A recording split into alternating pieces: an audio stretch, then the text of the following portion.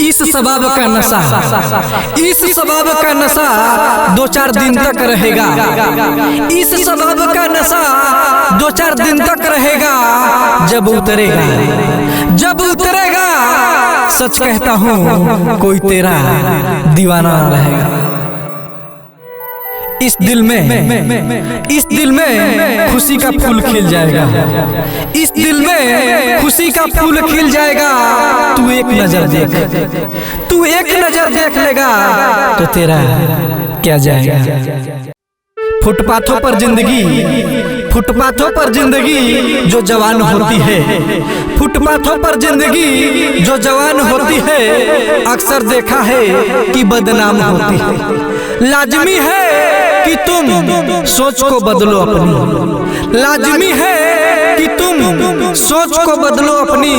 कामयाबी मंजिल नहीं, हाँ कामयाबी मंजिल नहीं, उसकी पायदान होती है। ऊंचा उठना है, ऊंचा उठना है तो तितली से सबक लो।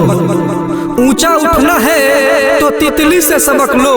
कद छोटा, हाँ कद छोटा, मगर ऊंची उड़ान होती है।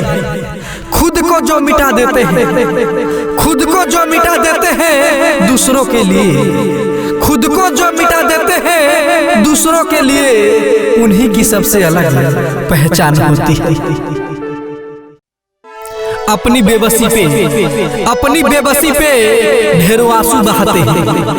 अपनी बेबसी पे ढेरों आंसू बहाते हैं। तेरे साथ गुजरे लम्हे, तेरे साथ गुजरे लम्हे जब याद आते हैं।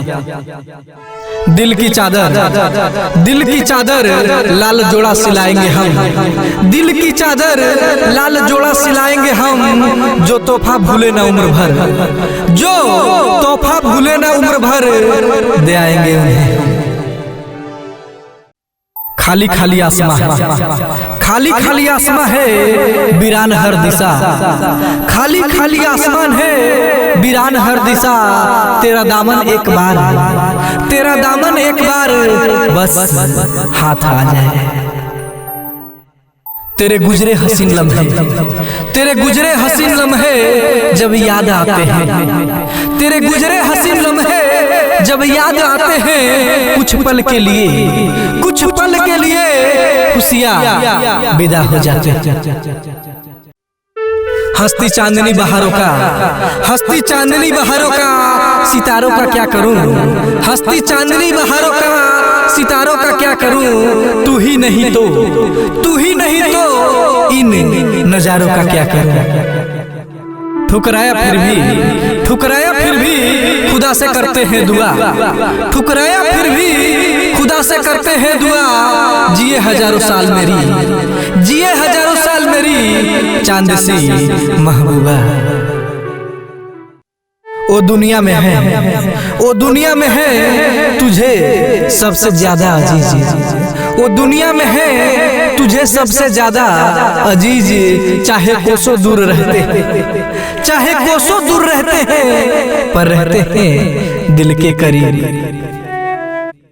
दिल की चादर पे, दिल की चादर पे जख्मों के फूल बिछाए हैं। दिल की चादर पे जख्मों के फूल बिछाए हैं। तेरी मोहब्बत में हमने, तेरी मोहब्बत में हमने ये तोहफे पाए हैं।